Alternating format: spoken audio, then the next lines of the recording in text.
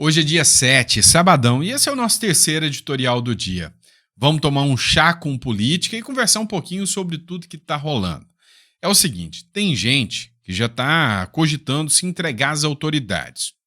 Depois de tudo que está sendo veiculado na mídia e de toda a pressão, inclusive tendo o risco de prisão. A gente vai falar um pouquinho sobre isso que está acontecendo com a deputada federal Carla Zambelli. Outro ponto é que uma delegada da polícia, ela pretende participar da oitiva dos réus lá do 8 de janeiro. Pois é, ela fez um pedido especial ao ministro Alexandre de Moraes, que recusou a participação da delegada lá. Outro ponto também que chama muita atenção é um pedido feito pelo Braga Neto sobre a transmissão da ação do golpe da Tabajara, que vai ouvir o Braga Neto, o Bolsonaro, entre outras figuras. Esse pedido dele foi, no mínimo, estranho. A gente vai comentar sobre isso aqui com vocês também. Outro ponto que a gente vai falar é sobre uma ação que o PL entrou contra o governo Lula e caiu na mão, adivinha de quem? Dele, do ministro Alexandre de Moraes. Ação importantíssima do PL. Novamente, né? É uma ação que o Moraes vai julgar do PL. A última ação deu ruim, deu uma multa de 22 milhões para o PL. A gente vai falar sobre isso. O advogado Donald Trump também participou de uma entrevista. E aí, meu amigo, ele falou algumas coisas bem pesadas sobre o ministro do Supremo Alexandre de Moraes. E a gente vai falar sobre essa matéria que veiculou na CNN aqui para vocês. Outro ponto também, um dado alarmante informado pelo Banco Central Brasileiro, né? Nunca vem coisa boa dali. Informação também de que a reeleição do Lula está cada vez mais ameaçada. Uma matéria que trata de uma pesquisa da Genial Quest mostra que a reeleição do Lula é bem descartada. Outro ponto também é a questão da Interpol, que mira a Carla Zambelli. A Interpol até hoje já declarou, né, que quem está na lista vermelha ali, a pedido do Moraes, né, os bolsonaristas, eram perseguidos políticos. Por que com a Carla Zambelli foi diferente? E aí, se der tempo ainda, o Tarcísio de Freitas, mas deu uma lambada, né, no Lula, no discurso que ele deu, que a gente precisa discutir um pouquinho sobre isso. Então, se você está afim de entender tudo isso que está acontecendo na política, cogite se inscrever no canal, tá? Que aí você é inscrito aqui sempre vai receber as notificações, ativa o sininho também, ajude o nosso canal a crescer, a trazer mais pessoas para abrirem a mente um pouquinho sobre a política brasileira, tá bom? Então, bora para cima. Vamos lá que eu sei que você está aqui por informação. Pois é, pessoal. Você lembra dessa delegada aqui? É a Marília Ferreira Alencar. Ela, que era ex-subsecretária de inteligência lá do Distrito Federal, ela fez um pedido um tanto quanto inusitado para o ministro Alexandre de Moraes. E teve esse pedido rejeitado. Moraes rejeita pedido de delegada para atuar em depoimento de Anderson Torres. Olha só que interessante. O Anderson Torres era o ex-ministro de Justiça do Bolsonaro. Você lembra disso, né? Que ele foi ministro de Justiça do Bolsonaro. E como ministro da Justiça, ele, né, foi incluído aí nessa suposta trama golpista. O Anderson Torres era o secretário de Segurança do Ibanez Rocha, governador do Distrito Federal, quando o 8 de janeiro aconteceu. E aí foi a tempestade perfeita para incluir o Anderson Torres na suposta trama golpista. Afinal, ele era aliado do Bolsonaro, depois quando aconteceu o 8 de janeiro, ele estava como chefe de segurança lá do 8 de janeiro, e aí, né, deu aquele Zé Telo lá, ele virou réu. Uma assessora direta, né, do Anderson Torres, secretária direta, era a Marília Ferreira Alencar, delegada da polícia, e atuava como subsecretária do Anderson Torres. Os dois atuavam juntos. O ministro Alexandre de Moraes incluiu a Marília nesse processo. Ela é a única mulher em toda essa trama golpista tabajara, a única mulher é a Marília, não é a Marília Mendonça, é a Marília de Alencar, tá bom? O que aconteceu? O Alexandre de Moraes colocou ela e o Anderson Torres em núcleos separados. Como tem muitas pessoas, o ministro Alexandre de Moraes definiu, aqui tem um grupo, aqui tem outro grupo, E aqui tem outro grupo, chamou isso de núcleos, né? Núcleo duro, núcleo base, núcleo não sei o que lá. Então, inventou nominho para isso. Só que a Marília e o Anderson Torres, que atuavam juntos, ficaram em grupos separados. E ela falou, opa, peraí, a nossa atuação era totalmente semelhante. A defesa do Anderson Torres e a minha tem que estar articulada, porque nós estávamos juntos. Por que você colocou isso em processos separados? Porque cada núcleo corre como um processo à parte. Ela fala, os depoimentos que favorecem o Anderson Torres favorecem a mim também. Eu quero participar desse processo, em conjunto. Quero participar da oitiva. O ministro Alexandre de Moraes falou que não vai aceitar que ela participe dessa oitiva e que não há justificativa da pretensão dos autores, tá bom? Próximo bloco. Chamou muita atenção essa publicação do Fábio Serapião do jornal Metrópolis. Você está sabendo que vai ter a transmissão da oitiva dos réus, né, do Bolsonaro e dos demais. Segunda-feira, a partir das 14h. O bicho vai pegar. O Bolsonaro já disse, olha, eu quero que todos os meus apoiadores assistam. Eu não quero lacrar, mas eu vou falar muita coisa importante. E aí já tem gente que comprou pipoca, já está de prontidão para assistir. Talvez seja, né, a transmissão mais vista da história do Supremo Tribunal Federal. O que chamou a atenção é que o Braga Neto, que está preso, e aí vários juristas já se manifestaram dizendo que é uma prisão ilegal e injusta, entrou com um pedido do Supremo para que não seja feita a transmissão dos interrogatórios. Braga Neto pede para interrogatórios do golpe não serem transmitidos. A defesa do general Braga Neto pediu ao ministro Alexandre de Moraes, do Supremo Tribunal Federal, que os interrogatórios na ação sobre a tentativa de golpe de Estado não sejam transmitidas pela TV Justiça. O pedido foi feito nesta sexta-feira e os interrogatórios estão previstos para começar na quarta.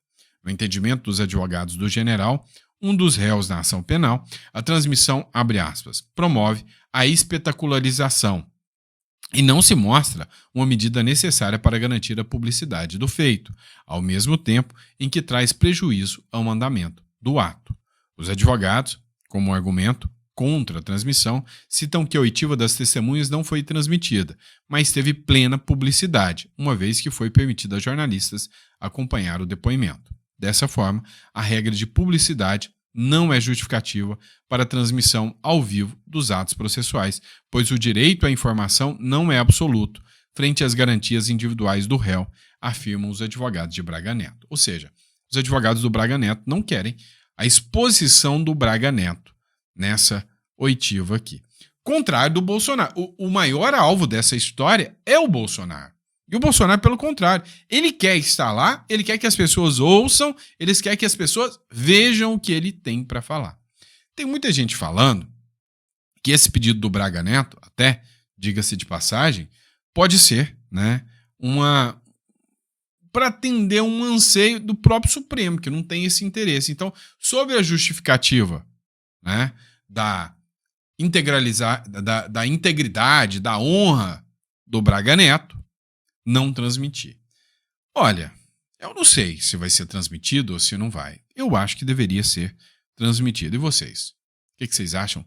Coloquem nos comentários se deveria ser transmitido ou não este caso. Vamos lá, pessoal. Não menos importante, vamos falar sobre essa ação do PL que está nas mãos do ministro Alexandre de Moraes. Em sorteio, no Supremo Tribunal Federal, a ação do PL para barrar aumento do IOF cai nas mãos do Alexandre de Moraes. É o seguinte, o PL ingressou com a ação no Supremo Tribunal Federal contra a decisão do ministro Haddad e do governo Lula de aumentar imposto, enfiar mais imposto no seu lombo. E aí, essa ação ela tem o intuito de pedir uma liminar ao ministro Alexandre de Moraes para que esse aumento do IOF seja barrado. Há possibilidade disso acontecer? Sim. Estranhamente caiu na mão, né? Azar ou sorte, sei lá, eu acredito que azar do PL e do povo brasileiro caiu na mão do ministro Alexandre de Moraes, que pode não dar essa liminar. O que o governo Lula está fazendo, e olha que eu sou tributarista, é a minha área, é pegar um imposto que não tem função arrecadatória. Vem cá, deixa eu explicar para vocês. Nós temos os impostos fiscais e os extrafiscais. Não é complicado não, calma. Fiscal, ele é arrecadatório. O extrafiscal, ele é regulatório. O que isso quer dizer? Vem cá, eu tenho um imposto que é para entrar dinheiro para o governo fazer o que bem entender. Por exemplo, o IPTU. É o imposto que você paga sobre a propriedade. Vai cair no cofre da prefeitura, a prefeitura gasta do jeito que bem quiser. Vou dar outro exemplo. O IPVA. Eu já vi muita gente falando, e é errado. Ah, não, mas eu pago o IPVA e a estrada é desse jeito? Não, você paga o IPVA e a estrada é desse jeito, a saúde é desse jeito, a educação é desse jeito. Tudo buraco, queijo suíço, uma porcaria. Porque o imposto do IPVA, ele não é para estrada. Ele é para suprir o dinheiro do governo todo que vai servir para tudo. Entendeu? Então o imposto arrecadatório é para entrar dinheiro para o governo. Já o imposto regulatório, quando o governo sente que ele precisa atuar no mercado para evitar, por exemplo, o desabastecimento de algum produto. Vou te dar um exemplo. A China vem cá e fala, eu vou comprar toda a carne, todo o pastel de flango do Brasil. Tá? A China manda essa. E aí, o pastel de flango tá indo tudo para lá e nós estamos aqui sem pastel de flango. Né? O que acontece? O governo vem, como por exemplo, com o imposto de exportação e fala, não, para mandar o pastel para fora, você vai ter que pagar agora 30% a mais. Para ficar mais caro para a China comprar e para ficar mais caro para o Brasil vender. Para quê? Para esse pastel ficar aqui dentro e o povo brasileiro ter pastel para comer. Entendeu? Essa é a ideia. Então, ele serve para regular o mercado. O IOF é um imposto regulatório. O IOF serve para você regular quando o dólar está saindo demais, quando alguma coisa está saindo, você usa o IOF para regular. Não é para trazer dinheiro para os cofres públicos. O governo veio e anunciou que vai aumentar o IOF para arrecadar mais 20 bilhões. É crime de responsabilidade do governo. O PL entrou com essa ação lá no Alexandre de Moraes, no STF, que caiu na mão do Alexandre de Moraes. E aí, se no Brasil fosse um país sério que tivesse lei, o Alexandre de Moraes ia dar a eliminar e suspender essa patifaria que é mais aumento de imposto. Imposto é só para ferrar o cidadão brasileiro. Nada mais do que isso. Tenho dito, tá bom? Vamos lá, pessoal. Uma entrevista que aconteceu na CNN foi épica, né? Épica. Quem publicou aqui foi o Deltan Dallagnol, que escreveu o seguinte, ó. Nem a Coreia do Norte, nem a Venezuela podem censurar dissidente que está nos Estados Unidos. Por que o Alexandre de Moraes poderia? Confira a resposta épica do advogado Trump, Miriam, né, que deixou as jornalistas visivelmente desesperadas para encerrar logo a entrevista. Acompanhe aqui comigo. Não vai ter uma exceção para Alexandre de que todos os outros governos autoritários ao longo da história quiseram censurar aquele dissidente político que se encontra no território americano, falando que, obviamente, ele não pode falar no país dele. Tem havido um movimento aqui no Brasil que traz muito o nome de Eduardo Bolsonaro, filho do ex-presidente da República, como se ele estivesse arquitetando, mobilizando todo esse movimento que nós estamos vendo. No que diz respeito a Trump Media, no que diz respeito a Rumble, inclusive o ex-presidente teve de ser ouvido na Polícia Federal por causa disso. Tem envolvimento?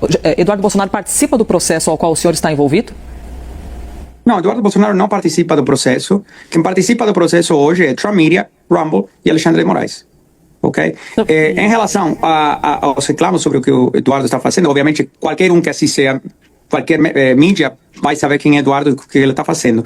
Em relação a isso, o único que acho apropriado para eu me manifestar é que quando as pessoas se encontram fisicamente no território dos Estados Unidos, as pessoas podem estar protegidas pela Constituição dos Estados Unidos. Isso inclui um negocinho chamado Primeira Emenda, que é a liberdade de expressão. Então, nem Alexandre do Brasil, nem um juiz da Coreia do Norte, nem um juiz da Irã, nem um juiz da Venezuela pode censurar um dissidente, né? Alguém que não concorda com você politicamente, porque fala coisas que te ofendem, ou que você não gosta de ouvir, ou que você se sente ameaçado, quando essas pessoas estão no território dos Estados Unidos. Estados Unidos tem mais de 230 anos de história com dissidentes do mundo inteiro que vão para o território americano e falam de tudo. Né? Isso tem incomodado a muitos governos ao longo de muitos anos. Coreia do Norte, Venezuela, governo da China, na União Soviética era terrível cada vez que um russo chegava. O governo pergunta para o governo cubano o que eles gostam, tudo que os cubanos que estão na Flórida falam. Mas é assim que funciona. Então, infelizmente, não vai ter uma exceção para Alexandre de que todos os outros governos autoritários ao longo da história quiseram censurar aquele dissidente político que se encontra no território americano, falando que, obviamente, ele não pode falar no país dele. Não vai ter uma exceção. Caramba, você viu? Todos os governos autoritários não têm exceção, por que vocês do Brasil terão? Vocês são autoritários também. Rapaz, lá nos Estados Unidos, a conversa é outra. A primeira emenda da Constituição é quase que um mantra sagrado para os americanos. Você calar um americano é um crime fatal, né? É uma violação fatal. E é simples assim. Então, a chance dessa ação contra o ministro Alexandre de Moraes, né, movida pela Trump Media, chegar num resultado negativo para o Alexandre de Moraes é gigantesca. É o seguinte, pessoal. O Galípolo, né, é o presidente do Banco Central. Ele foi colocado lá pelo Lula, tá? O Lula atacava demais Campos Neto, que era o presidente do Banco Central indicado pelo Bolsonaro. Acontece que depois de tantos e tantos ataques, a maior reclamação era que o Bolsonaro colocou um cara lá dentro que aumentava os juros só para ferrar com o Lula. Só para lascar o Lula. Só que, na verdade, quem está se lascando não é o Lula, é o coitado do empresário. E quando precisa de um crédito, de um juro subsidiado, os valores são estratosféricos. Então eles não estão conseguindo se manter. O que acontece? O pupilo do Lula, o indicado do Lula, segue o mesmo caminho do presidente do Banco Central indicado pelo Bolsonaro. E talvez, a maior bênção que a República viu nos últimos anos é um Banco Central independente, fora das garras desses políticos, esses malucos cleptocratas. O que acontece? O que é importante aqui? O Galípolo manteve as taxas de juros altas justamente porque o Lula gasta como se não houvesse amanhã. A culpa é do governo, não é do Galípolo. Hoje sai essa matéria aqui, ó, do notjournal.ai. Inadimplência de empresas no Brasil bate recorde e chega a 7,3 milhões. Não dão conta de pagar. Hoje eu vi uma matéria, né, do pessoal publicando um vídeo, né, sobre o centro de Ananindeua, tá? E o pessoal mostra falando, gente, cadê os compradores? Cadê o povo? Sumiu, nossa, a economia está estagnada. Mas os números que são informados pelo sistema, pelo regime, é de que a economia está bombando. Na sua opinião, a economia está bombando ou está indo de mal a pior? Qual é o seu ponto de vista? Olha só, a inadimplência entre as empresas brasileiras atingiu o maior nível da história. É um governo de recordes, né? Em março agora. Segundo o levantamento do Serasa Experian, são 7,3 milhões de companhias negativadas, um aumento em relação aos 7,2 milhões registrados em fevereiro. O valor total das dívidas também bateu recorde, alcançando 169,8 bilhões de reais. Os setores mais afetados são serviços, 53% das empresas de serviço está tudo endividada, né? São serviços, segundo pelo comércio, que é 34%, indústria e setor primário. Quando você põe uma pessoa, como o atual presidente que está aí, para administrar um país complexo como o Brasil, qual que você acha que é o resultado? É o agro quebrando, é as empresas quebrando, são as empresas públicas quebrando, é o Brasil quebrando. Então, assim, esses números, sem sombra de dúvidas, são assustadores. E não é por acaso, não é à toa que ninguém quer a manutenção do governo Lula. Essa pesquisa é do Genial Quest, né, republicação aqui do Goiás 246, nem 247, né, 246. 2 em cada 3 brasileiros não querem Lula reeleito e a direita avança para 2026. Novos resultados da pesquisa Genial Quest, divulgados nesta quinta-feira, mostram que já chega a 66% o percentual de brasileiros que não querem o presidente Luiz Inácio Lula da Silva se candidate à reeleição no ano que vem. Só 32% dos entrevistados dizem achar que Lula deveria concorrer a mais um mandato, taxa que em dezembro é de 45%. O atual patamar de apoio a uma tentativa de reeleição é o mais baixo já registrado pelos levantamentos da Quaest. Diante das seguidas quedas nos índices de aprovação de seu governo, Lula hoje também vê seu favoritismo para a corrida eleitoral minguar. Que favoritismo? Onde está favoritismo pelo Lula? Nunca acreditei que houve algum favoritismo para o Lula, né? Olha, 2026, 2022, se o sistema não tivesse mirado tanto o Lula, né, o Bolsonaro, para favorecer o Lula, você não podia falar quase nada. Muita gente forte teve rede social caçada. Teve muita gente aí, né? Toda hora era um liminar, tira isso, tira aquilo. A imprensa como leões em cima do Bolsonaro e agora como gatinhos em cima do Lula. Então, assim, favoritismo do Lula é forçar a barra demais. Para, que tá feio. Vamos lá, pessoal. Eu já tinha comentado esse caso com vocês e vamos voltar a falar sobre isso aqui. Matéria da Gazeta do Povo. A Interpol se opõe a perseguir dissidentes políticos. Ou seja, está citando aqui o caso do Oswaldo Eustáquio e do próprio Alan dos Santos. O Alan dos Santos fugiu para os Estados Unidos. Lá nos Estados Unidos, a Interpol disse não existe crime nenhum do Alan dos Santos, a não ser questão política. Ou seja, a Interpol reconheceu no caso do Alan dos Santos a perseguição política e rejeitou o pedido do ministro Alexandre de Moraes de incluí-lo na lista da Interpol. Já o Oswaldo Eustáquio, que fugiu para a Espanha, teve o pedido rejeitado pelo Ministério Público da Espanha. Um Ministério Público que é agressivo, tá? O Ministério Público da Espanha ele não é brincadeira, não. Ele processa, sim, e muito. Então todo mundo imaginou que a chance do Ministério Público da Espanha estar a favor do Alexandre de Moraes, principalmente que não é lá muito de derecha, né? Poderia ser muito grande. E não. Ainda assim o Ministério Público da Espanha rebateu e disse: isto aqui é perseguição política. Agora, vem o caso da Carla Zambelli. E a Carla Zambelli, a Interpol incluiu o nome da Carla Zambelli lá dentro. Nós temos 2 fatores. O primeiro fator é que o cara que está lá foi o Lula que indicou. Pois é. Pode ter sido, sem sombra de dúvidas, um dos fatores que fez a inclusão da Carla Zambelli. Agora resta saber outros posicionamentos se serão o mesmo. O jornal Metrópole soltou uma matéria falando que a inclusão da Carla Zambelli foi um teste para saber se o delegado que o Lula colocou lá dentro está bem alinhado com o PT aqui, com o Alexandre de Moraes. Agora, a Carla Zambelli pode ser procurada pela Interpol, sim. Por quê? Porque o caso da Carla Zambelli não é crime político. É crime comum. Invadir sistemas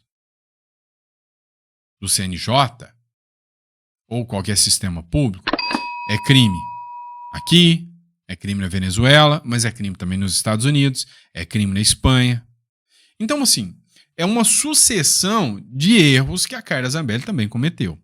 É óbvio, a Carla Zambelli, ela tem todo o direito de argumentar, e aí é o que eu falei que o fator Trump seria o melhor caminho para a Carla Zambelli, mas ela tem todo o direito de argumentar, olha, tá tudo bem, eu não tenho medo de responder pelas ações que me acusam. Uma delas é pegar a arma durante o período eleitoral e sair andando atrás de um cara. Aquilo ali ajudou a ferrar com o Bolsonaro, sim. O próprio Bolsonaro falou isso. Ou seja, foram medidas bem ruins.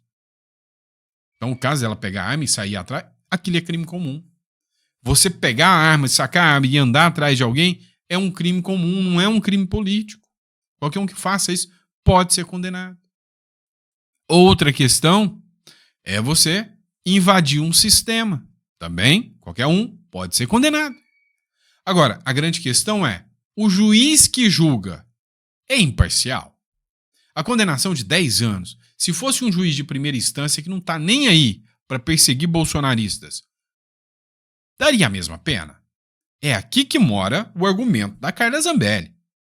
Então, a Carla Zambelli, ela fez um anúncio agora, né, impactante. O que ela disse? Vai se apresentar à justiça espanhola. Ela vai se entregar. E ela sabe que ela corre o risco de ser presa. Mesmo argumentando perseguição política lá na Espanha, na Itália, perdão, ela corre o risco de ser presa. Zambelli disse que vai se apresentar às autoridades italianas. Abre aspas, estou aqui de boa fé. Há muito questionamento sobre a prisão da Carla Zambelli, há violações da Constituição no quesito Câmara dos Deputados, não se decreta a prisão de um parlamentar de maneira preventiva, sem que a Câmara possa atuar, a não ser por flagrante delito e crime inafiançável. O STF abriu um precedente perigosíssimo, assustador, perigoso, que agora ele pode mandar prender qualquer um, porque a Câmara dos Deputados, mais uma vez, foi omissa. Olha a matéria. A deputada federal licenciada Carla Zambelli afirmou nesta sexta-feira que pretende se apresentar voluntariamente às autoridades italianas na tentativa de demonstrar boa-fé e, segundo ela, escapar de uma perseguição política no Brasil. Cara, isso aqui é uma roleta russa para Carla Zambelli. Uma roleta russa. Abre aspas. Vou declarar os meus dados para pegar os documentos. Estou aqui de boa fé. Estou aqui por conta de uma perseguição política. Vou provar isso. Fui condenada sem provas. Na outra condenação de 5 anos foi ridícula, porque eu tinha porte legal. Eles me condenaram por porte ilegal. Eu quero provar isso aqui e buscar refúgio na Itália. E sim, tem esse ponto também, né? Isso aqui, o argumento dela, é justo. Então, é por isso que eu estou falando. Ela tem que argumentar. Ela escolheu o lugar errado para argumentar perseguição política. Na minha visão, eu tinha ficado quietinho lá nos Estados Unidos, aproveitava o fator Trump e vral, né? Mas, vamos ver, né? É uma roleta russa. A gente vai estar acompanhando esse caso aí. A gente vai estar acompanhando e dizendo para vocês, né, o que rolou. Mas eu acho que foi uma articulação arriscada da Carla Zambelli. Muito arriscada. Mas, se ela conseguir, se a Itália reconhecer perseguição política por parte de Moraes, vai ser um golpe pesado no STF. Uma coisa eu tenho que admitir. Coragem extrema da Carla Zambelli em fazer uma jogada tão alta assim. Muita coragem. Ela está se arriscando a ser presa. Mas se não for, e se conseguir, né, argumentar que ela é perseguida, ela ganha o salvo-conduto para entrar na Europa, para argumentar na Europa a perseguição política no Brasil. Aí vai ser Estados Unidos e a Europa mirando o Alexandre de Moraes. E aí? Qual a sua visão sobre a postura da Zambelli? Vamos lá, pessoal. Vocês sabem, né, que rola aí, né, a discussão entre Tarcísio de Freitas e Lula para 2026. O Bruno Zambelli fez essa publicação, né, detonou Tarcísio da aula e detona Lula, né? Foi num evento que aconteceu em São Paulo. Esse discurso do Tarcísio merece ser ouvido por todo cidadão brasileiro. Então eu queria que vocês prestassem atenção nesse discurso do Tarcísio aqui, tá? E aí, vamos lá. Esquece Bolsonaro, Michele, Eduardo.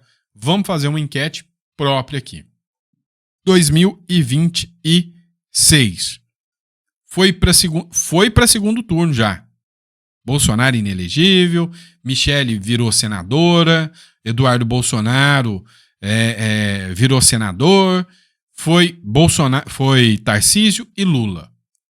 Segundo turno, você vota em quem? Tarcísio ou Lula? Coloca no comentário. Melhor, Tarcísio e Haddad. Em quem que você vota? Coloca no comentário. Bora acompanhar esse discurso aqui do Tarcísio. Situação do Brasil, Eleusis. A gente hoje tem gasto pandêmico sem pandemia. Já pararam para pensar nisso? A gente gasta mais do que gastava na pandemia, sem pandemia. Faz sentido isso? Quem paga a conta? Quem mais precisa. É o cidadão. E aqui a gente está indo na direção oposta, porque aqui a gente está na direção certa. Lá estão na direção errada. Aqui a gente está na direção certa. Porque a gente fez o dever de casa. Porque a gente ajustou as contas.